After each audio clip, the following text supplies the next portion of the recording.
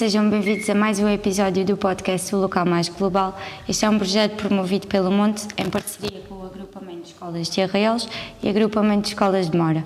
É cofinanciado pelo Camões, Instituto da Cooperação e da Língua, e pelas Câmaras Municipais de Arraelos e de Mora.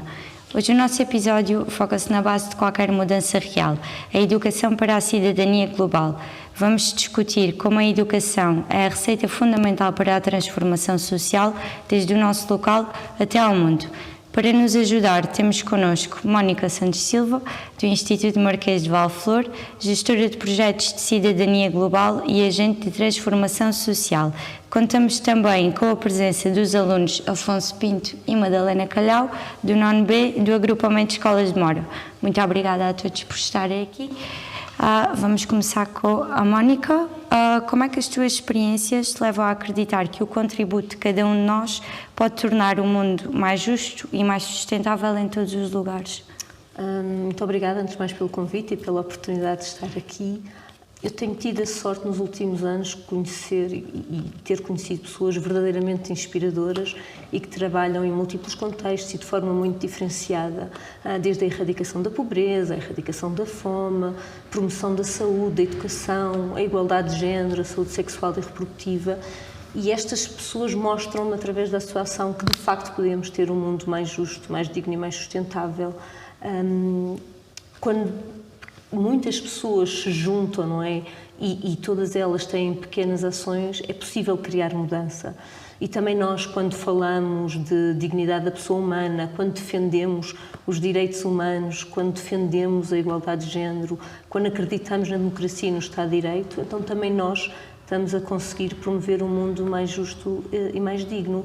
E é muito isso que nós temos feito ao longo dos projetos no Instituto Marquês de Valflor, que é também garantir que, através da educação para o desenvolvimento e a cidadania global, é possível inspirar os outros, através do conhecimento e da mobilização, para ter mudança, uma mudança transformadora e que possa promover a dignidade das pessoas em todas as geografias. Agora vamos então passar para a pergunta do Afonso. Como é que a educação pode ajudar-nos a ser agentes de mudança e capazes de compreender e enfrentar as crises globais? Olha, Afonso, a educação realmente é a base de toda a mudança. Há uma frase muito conhecida do Nelson Mandela que diz que a educação é a arma mais poderosa que temos para transformar o mundo. E através da educação tu tens as ferramentas essenciais para conhecer, para questionar, para te poderes posicionar perante os múltiplos desafios que hoje enfrentamos.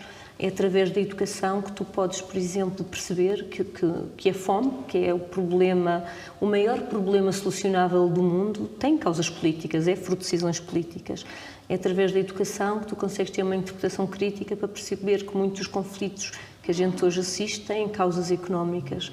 É a educação, e quando eu falo em educação não é apenas a educação formal, é também a educação não formal e também muita aprendizagem ao longo da vida, que permite que a gente deixe de ser espectadores e que possamos ser cidadãos ativos naquele que também é o nosso papel de transformar o mundo. Madalena? Acha que a escola nos prepara para lidar, sim, com situações reais como a pobreza ou o racismo? Olha, eu acho que a escola nos dá aquela primeira base do conhecimento que nós precisamos para depois saber fazer as interligações para trabalhar, seja a pobreza, seja o racismo.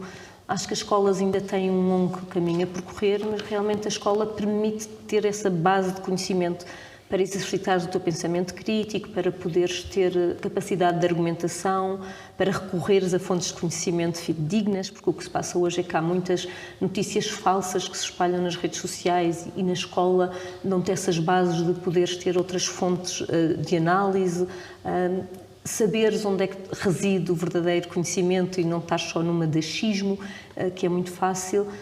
Quando as escolas depois também se abrem à sociedade civil, eu acho que enriquece, que é muito aquilo que a gente também faz em educação para o desenvolvimento e a cidadania global, que como é um processo de aprendizagem individual ou coletivo para o bem comum e para a justiça social, quando nós colaboramos também com as escolas e temos a oportunidade de trabalhar com as escolas, as próprias metodologias e os temas que levamos às escolas contribuem para trabalhar esses temas. Ou seja, quando as escolas se abrem ao mundo e quando as escolas permitem também, não é, que possamos trabalhar em conjunto, eu acho que essa preparação realmente acontece. Força, Afonso. Como é que aprender matemática ou história me ajuda a promover a paz e a justiça com a minha família e o meu grupo de amigos? Olha, a matemática ensina-nos a ler os dados e, por exemplo, os dados são uma ferramenta muito poderosa para tu saberes de onde é que surgem as injustiças. Quando tu recebes uma estatística que diz que as mulheres recebem menos que os homens fazendo o mesmo trabalho, então tu tens a capacidade de analisar esses dados e depois também falares desses dados, recorrendo mais uma vez a fontes fidedignas e ao conhecimento que adquiriste em matemática no teu grupo de amigos ou em família. E a história permite-te conhecer de onde é que vêm essas desigualdades, não é? A escravatura, o colonialismo, os conflitos. Ou seja, quando tu de facto conheces, tens uma base de conhecimento sólida, tu tens capacidade de argumentar, tens capacidade de defender o teu ponto de vista e acho que nos dão, no caso de história, também uma capacidade de projetar o futuro. Ou seja, tu já viste muitos conflitos que aconteceram e o que aconteceu quando as sociedades se quiseram tornar ou mais isolacionistas ou quando houve grandes conflitos no mundo, nós sabemos que conduziram a guerras mundiais. Por isso são disciplinas que te mostram o que foi o passado e que te podem permitir como é que vais evitar de ter esses mesmos conflitos no futuro. E depois também ao aprofundares os teus temas nessas disciplinas, tu em família e com os teus amigos, é ótimo que possas exercitar esse pensamento crítico e levar mais fundo sempre estes temas. Também te vão permitir interligar temáticas, seja a matemática, seja depois a história, tu vais conseguir fazer ligações para interpretar os vários desafios que hoje enfrentamos, das emergências climáticas, da fome, da pobreza, da desigualdade de género. São disciplinas muito estruturais e que todas elas se complementam entre si. Com os contributos da Mónica já percebemos mais ou menos como é que a cidadania global é fundamental na nossa aprendizagem na escola para nos preparar para sermos cidadãos mais conscientes. Agora, nesta parte da nossa conversa, vamos olhar para a EDCG pelo mundo, com um foco muito especial em Cabo Verde.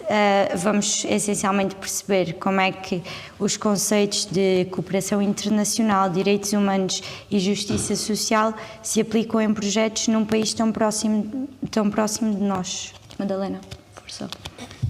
Nós às vezes queixamos-nos da escola, mas lá no fundo sabemos que toda a gente tem direito a uma educação de qualidade. Nos projetos que desenvolveram noutros países, qual foi a maior diferença que sentiram entre a nossa realidade e a desse país?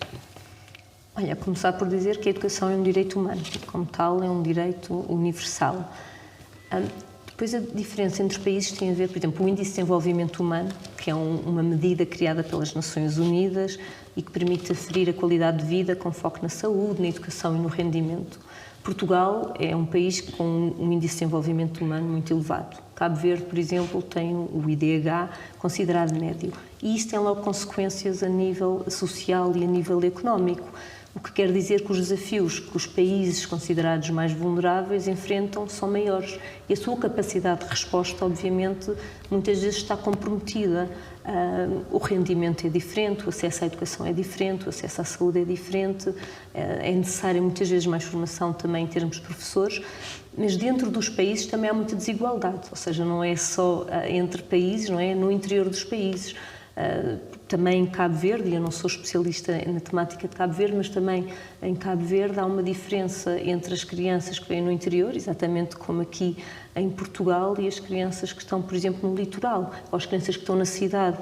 E tudo isso cria constrangimentos, não na aprendizagem, porque depois também é uma educação universal e educação obrigatória, mas depois a saída, se calhar, profissional dos jovens é muito diferenciada, querendo ou não. Por exemplo, nós estamos na União Europeia e temos capacidade de, muitas vezes, ir estudar para fora ou procurar emprego para fora. Em Cabo Verde torna-se mais difícil os próprios jovens fazerem, se calhar, este percurso. Também acredito que os sonhos dos jovens são muito parecidos em qualquer geografia, até por causa das redes sociais as pessoas têm os mesmos sonhos, as mesmas ambições, querem uma vida digna. Por isso, quando nós falamos de educação para a cidadania, e como eu vos disse, muito nesta ótica do bem comum, da justiça social, para nós a linha mestra é sempre a dignidade da pessoa humana em todas as geografias e trabalhamos para garantir que essa dignidade é promovida e também há associações que fazem um trabalho incrível em Cabo Verde. todo o trabalho que fazemos na área da cooperação para o desenvolvimento, e o Instituto também tem projetos ao longo dos anos com Cabo Verde, é sempre feito em parceria, ou seja, as organizações não vão fazer projetos de cooperação para o desenvolvimento em áreas que não conhecem e em necessidades que não foram identificadas. Nós temos um conjunto de projetos, com um conjunto de resultados, um conjunto de orçamento, mas que são feitos sempre em parceria com necessidades identificadas e sempre em parceria trabalhamos com os atores do desenvolvimento para garantir que aqueles resultados realmente são benéficos para a população. Ou seja, não pensamos aqui, sentados no nosso escritório, olha, o que é que seria muito bom para Cabo Verde? Não. Identificação de necessidades e a partir daí é que há uma atuação. E daí a necessidade da cooperação para o desenvolvimento. A cooperação para o desenvolvimento realmente é estrutural ao processo de desenvolvimento humano e devia ser mais valorizada e mais compreendida. Temos também o apoio, obviamente, seja da União Europeia, seja do Camões, mas o que sentimos é que devia haver mais oportunidades para a sociedade civil também intervir. Neste projeto, aprendemos que existe sempre uma ligação do local ao global. Existe alguma maneira de nós, alunos de Mora, falarmos ou colaborarmos com os jovens dos projetos em Cabo Verde? O que podemos fazer?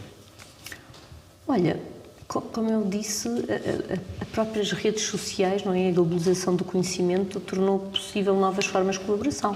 Vocês podem fazer, por exemplo, um podcast fantástico como este com os jovens de Cabo Verde.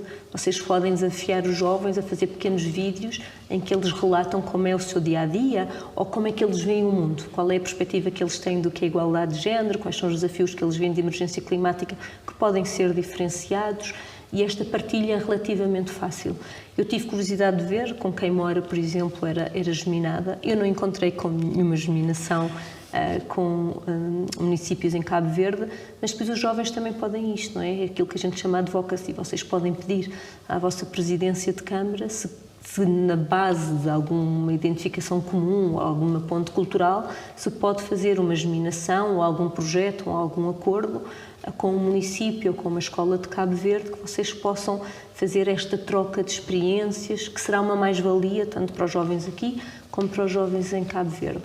Acho que aqui muitas vezes, e eu nada contra o voluntariado, respeito muito o voluntariado, mas muitas vezes há esta ideia que quando acontece uma tragédia humanitária de enviarmos bens ou de enviarmos muitos produtos, que é ótimo, ou seja, é muito importante mantermos a solidariedade, mas também é preciso sempre garantirmos que aqueles foram os bens que as pessoas necessitaram, que aquilo é realmente necessário para ser enviado, ou seja, praticar sempre a escuta ativa. Vocês ouvirem sempre o que é que os jovens podem fazer. E depois isto que eu dizia, eu acredito mesmo que os sonhos dos jovens são muito parecidos, por isso, se vocês entrarem em contato com jovens cabo-verdianos ou através de associações, vocês manterem este diálogo ativo e vivo, acho que vai ser mesmo uma mais-valia, uma aprendizagem incrível que vocês vão conseguir ter. Já ficou aqui com várias ideias e percebemos assim, desta forma, que transformar intenções em ações concretas é possível e que, afinal, a distância entre Arraiolos, Mora e Cabo Verde é muito mais curta quando nos unimos para construir um mundo melhor. E é precisamente sobre o nosso papel enquanto cidadãos globais que a Madalena vai fazer a próxima pergunta. Que competências é que considera essenciais para que possamos ser agentes da mudança e não apenas espectadores? Ui. Então, olha, eu dizia o pensamento crítico, que é tu conheceres e teres sempre a capacidade de questionar, de levantar perguntas, de interpretar aquilo que te é apresentado, mas recorreres a fontes fidedignas, como eu digo, ou seja, de questionares, não é? Ter sempre essa curiosidade. Eu acho que é muito bom nós irmos fazendo questões, significa que estamos muito empenhados em querer saber o outro lado da moeda, como a gente diz, mas depois ter essas informações recorrendo a fontes que são de facto fidedignas. Diria depois a empatia, a capacidade de nos pormos no lugar do outro, sobretudo aqueles que não têm a mesma realidade que nós no nosso dia-a-dia. Ter empatia é também uma das características que eu acredito que seja mesmo essencial. O conhecimento, a literacia, saber que muitos dos problemas locais que nós enfrentamos têm uma causa e têm uma resposta global e vice-versa, ou seja, pensarem nesta escala do local. Capacidade de diálogo, que se perdeu muito, mas a capacidade de vocês praticarem escuta ativa, de argumentarem, de estares abertos a outras perspectivas e saberes que podes ter que mudar de opinião e que isso não é uma fraqueza, pelo contrário, é uma capacidade que tu tens de ouvir argumentos, de apresentar os teus argumentos. Esta ideia do diálogo é mesmo muito importante. E por último eu dizia a ação, porque o conhecimento, se não tiver ação, não vai ser transformador. Eu acho que é preciso muito a capacidade também de nos mobilizarmos e acreditarmos na mobilização e acreditarmos realmente que todas as pessoas em todas as geografias são dignas como nós e que merecem, obviamente, viver num mundo mais justo, mais digno e mais sustentável. Passamos agora à parte dos comentários. Por favor, quem estiver a ouvir ao vivo, que se sinta à vontade para colocar os comentários. E enquanto não temos, os alunos podem fazer mais perguntas. Pode partilhar um exemplo de um projeto liderado por jovens que tenha conseguido transformar uma injustiça local numa solução mais justa e pacífica? Olha, sim, da vossa geração tem a Greta, que começou com um cartaz à porta do Parlamento sueco a exigir que o governo tomasse iniciativas e ações concretas para a emergência climática e que pela sua ação, que parecia ser uma pequena ação, a verdade é que inspirou milhares de jovens a assumirem a liderança, Fridays for the Future, não é? A assumirem a sua liderança, manifestações, associações muito relacionadas com o clima. Também a Malala, que quando tinha 11 anos escreve um diário a falar de como era o seu percurso de educação sobre o jugo dos talibã no Paquistão e, como vocês sabem, acaba por ser baleada uns anos depois e que isso não a silenciou, pelo contrário, pôs foco naquela realidade e que acaba em 2014 por ser a mais jovem de sempre a ganhar o Prémio Nobel da Paz e que continua a defender o direito à educação das meninas, que, como vocês sabem, sob o regime talibã está ameaçado, ou seja, as mulheres não têm qualquer direito. Há uma rapariga incrível também, eu creio que ela se chama Amika George, eu não sei se é assim, que tem um projeto, ou tinha uma campanha sobre pobreza menstrual, que é uma área muito pouco falada, mas o que ela dizia é que há demasiadas meninas e mulheres que não têm dinheiro para comprar produtos de higiene íntimo e que nessa campanha ela conseguiu garantir que o governo do Reino Unido colocava em escolas e universidades produtos de higiene íntima que as raparigas pudessem, obviamente, usar. São milhares as meninas em várias partes do mundo que, por exemplo, não vão à escola porque não têm produtos menstruais. E em Portugal também tive a sorte de conhecer uma ativista incrível, que é a Carolina Salgueiro Pereira, que aqui há uns anos me falou que tinha um sonho de criar, ela chamava-lhe a Netflix do ativismo, e que tivemos depois a oportunidade, muito inspirados por ela e sempre também com as diretrizes dela. Foi um projeto que ela criou, participou, sonhou, com o apoio do Camões, Instituto da Cooperação e da Língua. Criou-se uma plataforma onde outros jovens ativistas das mais diversas áreas, desde igualdade de género, ao ambiente, à comunicação, à inclusão, à pessoa com deficiência, inspiram outros jovens através do seu percurso, mas também através de partilhar ferramentas. Ou seja, esta ideia de que é possível os jovens inspirarem jovens existe e é real. Eu acho que às vezes se peca por vocês terem tanta fonte de conhecimento e muitas vezes não saberem onde procurar. Podem fazê-lo nessa academia, porque os cursos são verdadeiramente incríveis. Já aqui temos o nosso primeiro comentário.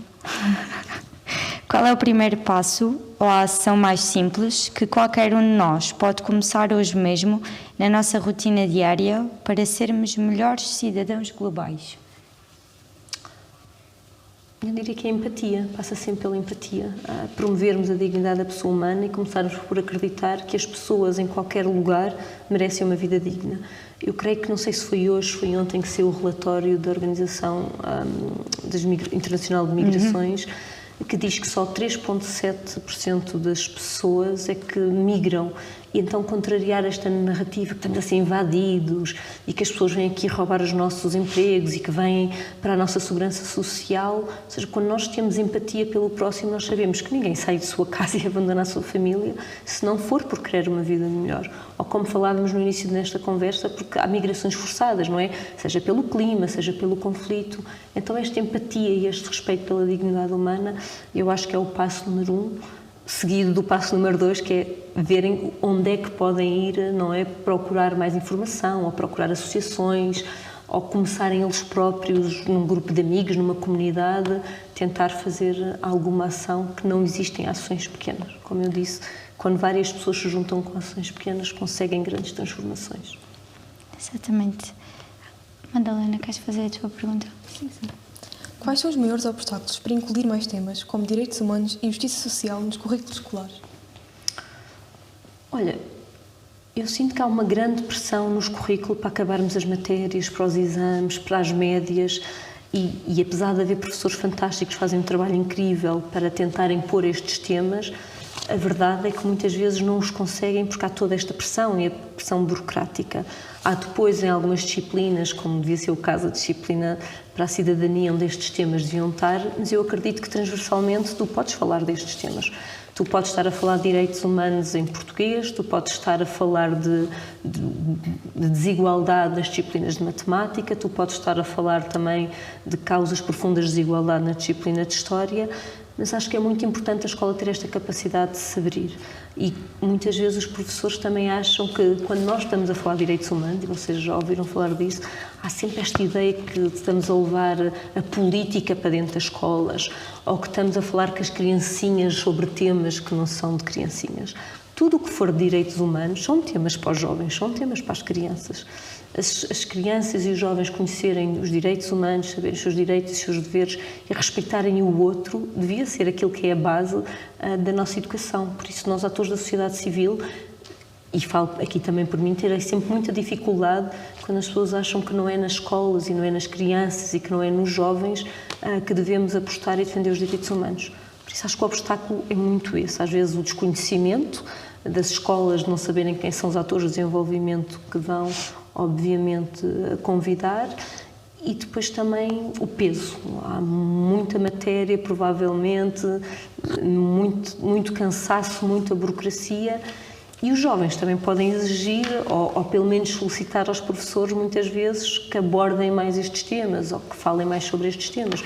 Por exemplo, agora o conflito de Hormuz, eu espero que nas escolas mais jovens tenham procurado saber quais são as consequências do conflito, que vai ter consequências a nível alimentar, que vai ter um impacto maior junto das pessoas mais vulneráveis, que os jovens tenham curiosidade. Por exemplo, vi um estudo há pouco tempo na área das ciências que o solo, que é algo que nós falamos pouco e que muitas vezes damos importância, 1 em cada 5 dos seres vivos que dependem do solo estão ameaçados. E quando falamos do solo, falamos de alimentação, falamos também de igualdade de género, falamos também de acesso à vida. Então há muitos temas e muitas temáticas que, quando vocês estão a estudar, vocês podem ligar também a este tema dos direitos humanos. Temos mais uma pergunta. Falou-se muito do papel da escola, mas fora dela, o que é que nós, pais e famílias, podemos fazer no dia-a-dia em casa para educar os nossos filhos para a cidadania global? Olha, coisas tão simples. Eu tenho uma filha agora de 17 anos e, por exemplo, que gosta, como todos os jovens, de música, de séries. Há documentários incríveis nas plataformas que os pais podem ver com os seus filhos e estão a educá-los também para a cidadania global, e é uma educação benéfica e mútua muitas vezes, porque estamos a trabalhar temas que de outra forma não estavam a ser trabalhados. A música, aliás, a arte, toda a arte é verdadeiramente transformadora. Quando vamos a um museu, quando vimos murais, nós, por exemplo, trabalhamos com a Pitanga, que faz um trabalho incrível e que pintou um mural sobre o estatuto que não é reconhecido dos migrantes climáticos, mas esta ida até ao mural, tu interpretares o mural, veres o mural, poderes discutir estes temas fora da escola são verdadeiramente fundamentais. É aquilo que a gente chama de educação não formal. Nós, a Educação para o Desenvolvimento e Cidadania Global, temos muitas metodologias participativas que até fora da escola, até a gente chama às vezes aprendizagem pelo caminho, que nós queremos despertar esta consciência, este olhar crítico para a cidadania global. Tu vais a passar aqui, por exemplo, quando eu entrei em Arraiolos, estava uma exposição incrível sobre os 50 anos da Constituição e que tu vais ler, e isso é uma forma de aprendizagem, não é? Ou seja, a escola dá-te as bases do conhecimento, mas fora da escola podes criar todo um movimento que te permita aprofundar estes temas. Criar uma Spotify List. Um desafio que eu deixo para os alunos de Mora, porque é que não criam, por exemplo, uma Spotify List com músicas inspiradoras sobre mudança que se pode ver no mundo. Ou seja, tudo isto são ferramentas que nos permitem realmente trabalhar esta ideia de cidadania global ativa. Temos mais um comentário. A cidadania global pode ajudar a combater problemas como o racismo e as alterações climáticas, por exemplo, e como? Sim, é através da cidadania global que nós combatemos os principais desafios que enfrentamos, entre os quais seja o racismo, seja a emergência climática, porque te dá uma interpretação crítica da realidade e porque te permite interligar os temas. Nós não trabalhamos a questão do racismo se nós não tivermos a trabalhar as causas profundas de desigualdade. Nós não trabalhamos a emergência climática se nós não trabalharmos os principais obstáculos em termos económicos e em termos sociais, as nossas práticas de consumo diárias, o acesso que nós temos, seja ao alimento, seja ao vestuário. Eu digo sempre, nós não gostamos de impor comportamentos, porque não sabemos o orçamento de cada um, mas a verdade é que o nosso estilo de vida é o que condiciona e é o que está a prejudicar, não é? E que condiciona tudo o que é emergência climática. Por isso é através da cidadania global que nós damos as ferramentas, ou apoiamos a dar as ferramentas para que vocês façam esta interpretação crítica daquilo que é necessário. E esta capacidade de interligar matérias era aquilo que a gente dizia dos passos para ser um cidadão global, que é termos um olhar crítico sobre aquilo que nos dizem, podermos questionar, podermos querer saber mais e sabermos que está tudo interligado. Não se fala de igualdade de género se não se falar de educação, não se fala de educação se não falarmos de erradicação de pobreza e de fome, não falamos de erradicação de pobreza e fome se não falarmos de democracia, ou seja, as coisas interligam-se e é esse conhecimento que eu acho que é sempre importante para podermos ativar a nossa cidadania global. Por isso a curiosidade também e o acesso à informação vão ver o imenso material e recursos que as próprias organizações não governamentais têm para vos apoiar nesse processo. Há muitas a trabalhar muito em Portugal, associações. Vocês vão encontrar um conjunto de recursos que eu acho que são mesmo importantes para vocês aprofundarem isso. Mais uma pergunta. O tipo de conteúdos das redes sociais estão a afastar os jovens das problemáticas globais? Olha, eu li um estudo e eu não gosto muito de parecer que os jovens de hoje, porque eu também já fui jovem, e dá sempre aquela ideia que os jovens hoje nós já não são como eram os jovens de antigamente, e que não é bem assim, mas há realmente um estudo que diz que a capacidade de foco e de concentração diminuiu muito. O que quer dizer que nós próprios, quando queremos fazer conteúdos para chamar a atenção de temas que são complexos, muitas vezes temos que simplificar a linguagem. E isso não é mau, não é na simplificação da linguagem que está o problema. Eu não sei se depois as pessoas têm, como eu digo às vezes, a paciência de ir com os carroceiros até ao fim, ou ver a parte da mobilização, ou assistir um Reels até ao fim. Eu acho que sim. Eu acho que quando os jovens se interessam por determinado tema, que eles próprios vão ver aquele conteúdo. Não precisam que eu lhes esteja a dizer, olha, vai lá ver. O que acontece é que, se calhar, por exemplo, nós, muitas vezes as ONGDs, também estamos a envelhecer e não estamos a comunicar na forma e na velocidade que os jovens gostariam também que a gente comunicasse. E depois os jovens não são um grupo homogéneo, não é? A gente tem aqui o Afonso e a Madalena, que se calhar se eu quiser fazer uma ação para eles, não gostam da mesma música, não gostam das mesmas atividades. E então é também difícil fazer atividades ou ter conteúdos que sejam, não é, ideais para todos os jovens. O que tentamos fazer é sempre despertar a curiosidade e nós no Instituto seguimos sempre a mesma métrica, que é conteúdos que despertam o conhecimento, que sensibilizam e que inspiram a ação, ou seja, que mobilizam. E tentamos sempre que os nossos conteúdos sigam esta lógica de intervenção, que é também ela a base da educação para o desenvolvimento e a cidadania global. Conhecer para agir. Acho que não temos mais comentários. Quer fazer mais alguma pergunta? Não.